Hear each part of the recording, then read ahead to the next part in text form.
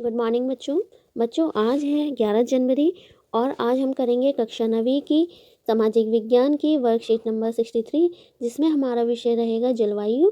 और जलवायु में ही पिछली वर्कशीट में हमने शीत ऋतु के बारे में पढ़ा था और आज हम पढ़ेंगे ग्रीष्म ऋतु के बारे में कि ग्रीष्म ऋतु क्या होती है और कब से कब तक चलती है, इसमें टेम्परेचर कितना रहता है, कब हम इस ऋतु को ग्रीष्म ऋतु कहेंगे, ये सब। ठीक है, तो आइए बच्चों स्टार्ट करते हैं। सबसे पहले हम देखते हैं ग्रीष्म ऋतु। ग्रीष्म ऋतु क्या होती है? जिसे हम गर्मी की ऋतु बोलते हैं वो ही हम उसे ग्रीष्म ऋतु कहते हैं। तो इसमें क्या होता है कि सूर्य के उत्तर की ओर आभासी गति के कारण भूमंडलीय ताप पट्टी उत्तर की तरफ खिसक जाती है। ठीक है, मार्च से मई तक भारत में ग्रीष्म ऋतु होती है। तो इसका समय पीरियड कब होता है? मार्च से मई तक। अभी हमने क्या देखा था? शीत ऋतु जो देखी थी वो मध्य नवंबर से फरवरी तक थी। फिर इसके बाद में हमारी ग्रीष्म ऋतु आ जाती है जो कि मार्च से मई तक रहती है। फिर हम देखते हैं मार्च में दक्कन के पठार का उच्च तापमान लगभग 38 डिग्री सेल्सियस होता है। दक्कन का पठार आपने देखा होगा, जो महाराष्ट्र एमपी वाला जो हिस्सा है उसे हम दक्कन का पठार कहते हैं। तो मार्च में क्या होता है कि वहाँ पे क्या जो तापमान होता है वो 38 डिग्री सेल्सियस तक पहुँच जाता है। ठीक है, मैंने आपको बताया था कि 15 नॉर्मली जो टेम्परेचर होता है वो 25 डिग्री सेल्सियस होता है। अगर उससे ज़्यादा होगा तो ग्रीष्म मतलब गर्मी बढ़ेगी और अगर उससे कम होता है तो सर्दी बढ़ेगी। यहाँ पर हम क्या देखते हैं कि जो टेम्परेचर है वो कितना हो गया है? 38 डिग्री सेल्सियस। तो इसका मतलब तो गर्मी बढ़ेगी। अब देखो, अप्रैल में मध्य प्रदेश एवं गुजरात का तापमान लगभग 42 डिग्री सेल्सियस होता है। देखो कितनी ज़्यादा गर्मी होती है वहाँ पे। आपको पता है कि गुजरात राजस्थान वाले हिस्से में थोड़ा सा रेतीला जो इलाका होता है उसके पास ही गुजरात पड़ता है। तो यहाँ पे हम क्या देखते हैं सामान्यतः कि जो मध्य प्रदेश है और गुजरात का जो तापमान है वो अप्रैल के महीने में 42 डिग्री सेल्सियस तक पहुँच जाता है। फिर हम देखते हैं मई में देश के उत्तर पश्चिमी भागों का तापमान सामान्यतः 45 डिग्री होता है। तो उत्तर पश्चिमी वाला जो मैंने आपको दिशाएं बताई थी, ये है उत्तर, ये है दक्षिण, ये पूरब और पश्चिम।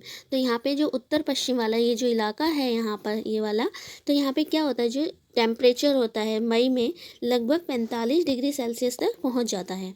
ठीक है, फिर हम देखते हैं प्रायद्वीपीय भारत में समुद्री प्रभाव के कारण तापमान कम होता है, क्योंकि जो साउथ वाला जो हिस्सा है भारत का जो वी शेप में बना हुआ है उसे हम प्रायद्वीपीय भारत कहते हैं।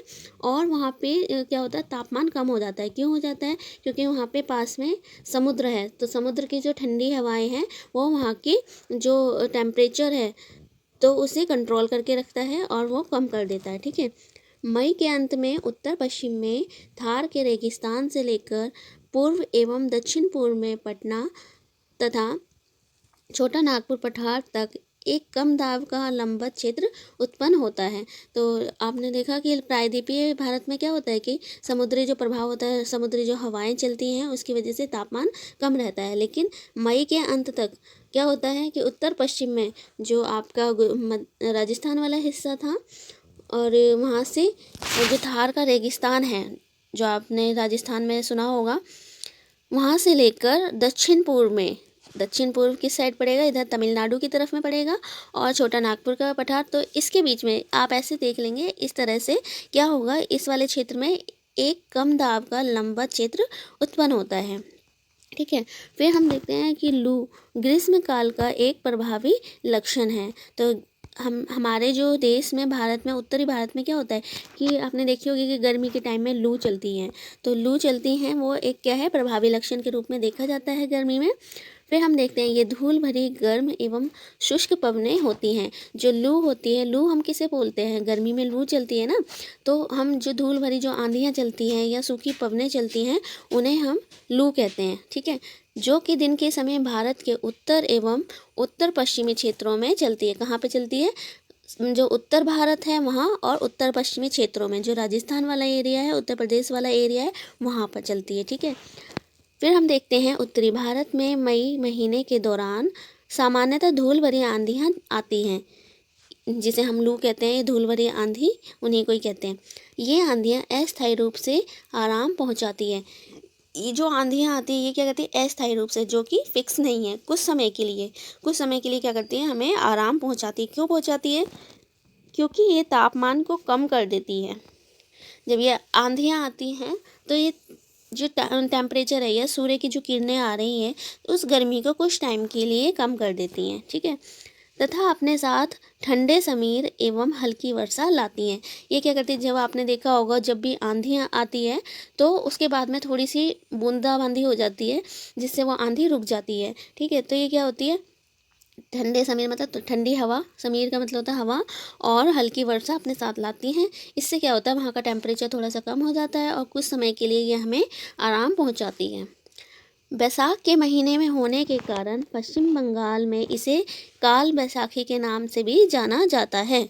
तो बैसाख के महीने में ही मतलब ये सारी चीज़ें होती हैं, आंधियाँ चलती हैं मई के महीने में, तो उस टाइम पे हमारा जो हिंदी के जो जैसे हम जनवरी फरवरी इंग्लिश में पढ़ते हैं, इसी तरह से हमारे हिंदी के भी मंथ के नेम होते हैं।